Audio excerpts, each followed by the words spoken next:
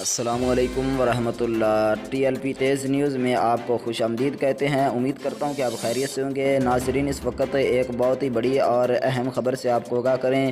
الحمدللہ رانا فرزند نسیم صاحب اور قاری صداقت رضوی صاحب، ان کو کچھ ہی دن پہلے گرفتار کیا گیا تھا۔ تو آپ کو بتاتا چلوں کہ الحمدللہ رانا فرزند نسیم صاحب، ناظم مالیات وسطی پنجاب، اور قاری علامہ صداقت رضوی صاحب جو کہ ناظم اعلیٰ ڈویژن ساہیوال کے ہیں، انہیں ڈسٹرکٹ جیل اوکاڑا سے رہا کر دیا گیا ہے۔ جی ناظرین، یہ اس وقت کی بہت ہی بڑی اور اہم خبر ہے، اور آپ کو بتاتا چلوں کہ الحمدللہ ہمیشہ حق کی فتح ہوتی ہے۔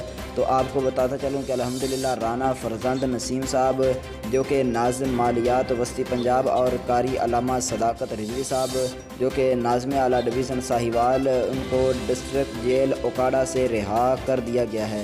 جی ناظرین، یہ تھی اس وقت کی تازہ ترین اپڈیٹ۔ مزید تحریک لبیک کی خبروں کے لیے دیکھتے رہیں ٹی ایل پی تیز نیوز۔